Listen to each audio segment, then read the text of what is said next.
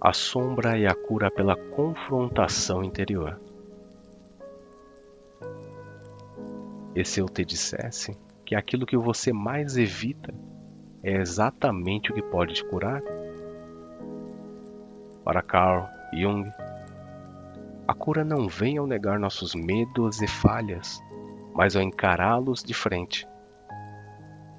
E hoje, vamos explorar um dos conceitos mais poderosos e temidos da psicologia profunda: a sombra, o lado escuro e oculto da alma. Aquilo que reprimimos, negamos e escondemos.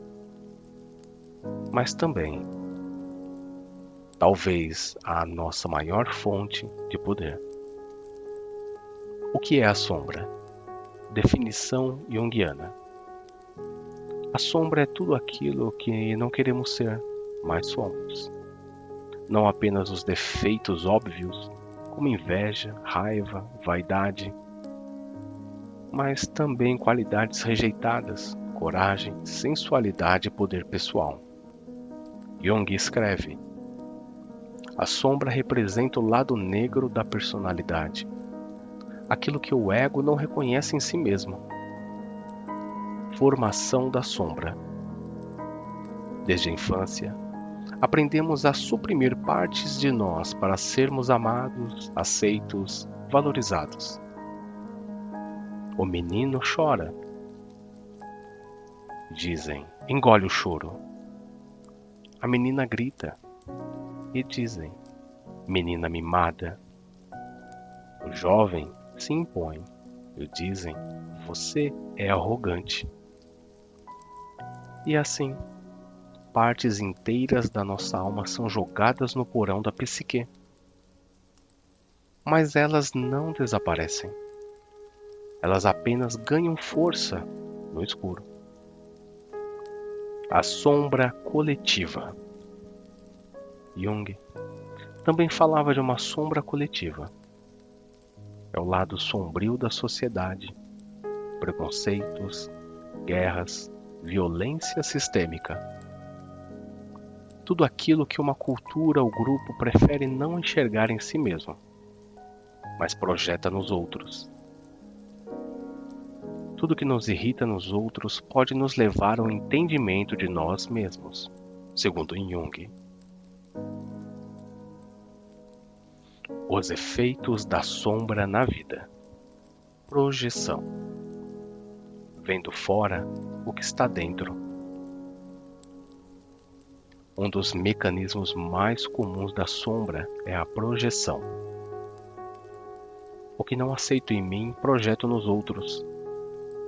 Invejo quem é espontâneo, porque reprimi minha liberdade. Critico quem tem dinheiro, talvez por medo de meu próprio desejo por poder. Sinto raiva de quem fala alto, talvez por negar minha própria agressividade. Projeção é quando o espelho vira tela e deixamos de enxergar o outro, vendo apenas o que temos em nós. Autossabotagem e repetição de padrões. A sombra também se manifesta como comportamentos que sabotam nossos objetivos. Relacionamentos tóxicos repetitivos, bloqueios na prosperidade, medo irracional de sucesso ou amor. É a sombra dizendo: enquanto não me conhecer, eu vou te travar. Sintomas físicos e emocionais. Negar a sombra pode gerar ansiedade crônica, fobias, depressão existencial, ataques de pânico, somatizações, doenças psicossomáticas.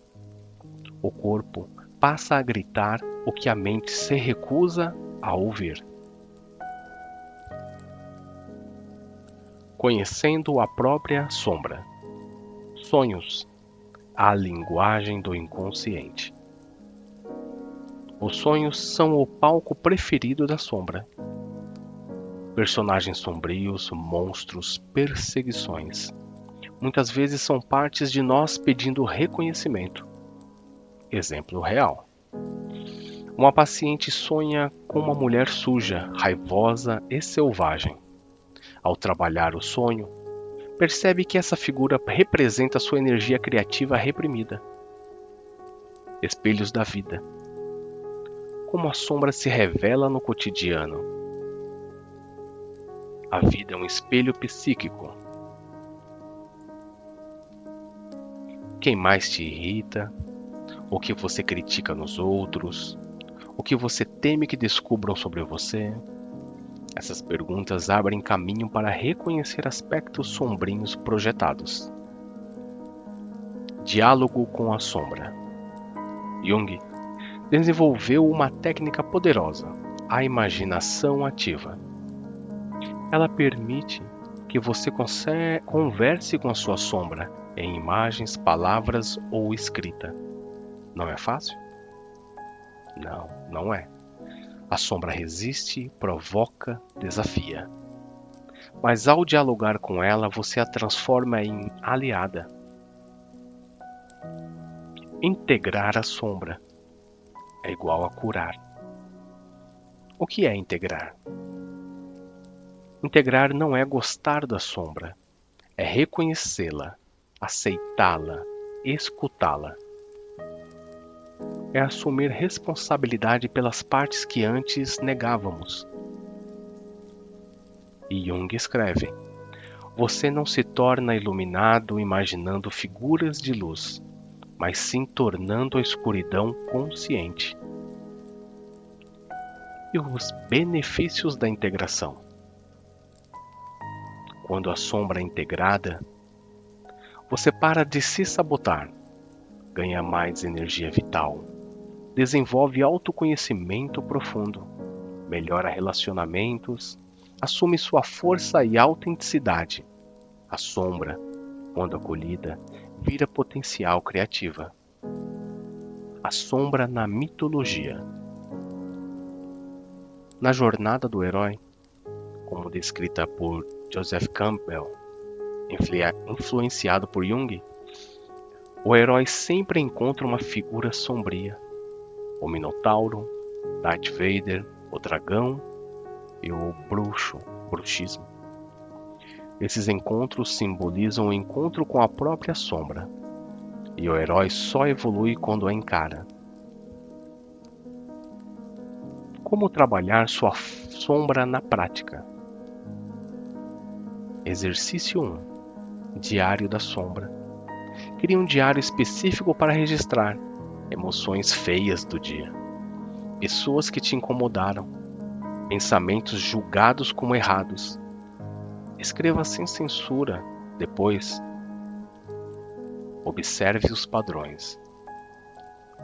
Exercício 2. Espelho do incômodo.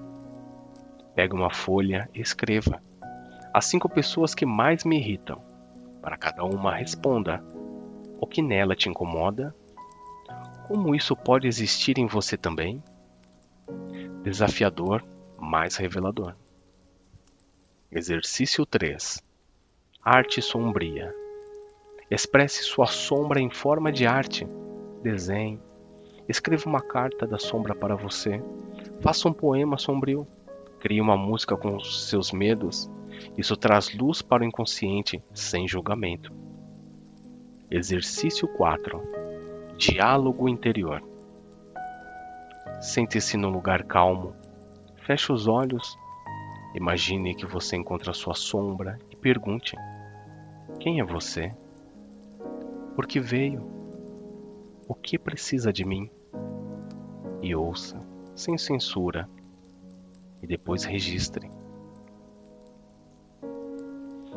A sombra não é um inimigo a ser vencido, é um aliado esperando para ser reconhecido. A cura profunda acontece quando temos coragem de olhar para dentro, mesmo quando o que vemos assusta. Você está disposto? Você está disposta a entrar nesse espelho? Porque lá mora a sua liberdade. E agora eu te pergunto: Qual aspecto da sua sombra você mais evita? O que você descobriu ouvindo esse episódio? Comenta aqui, compartilha com alguém que está nessa jornada de autoconhecimento e se inscreve para continuar explorando a alma com a gente. No próximo e no próximo.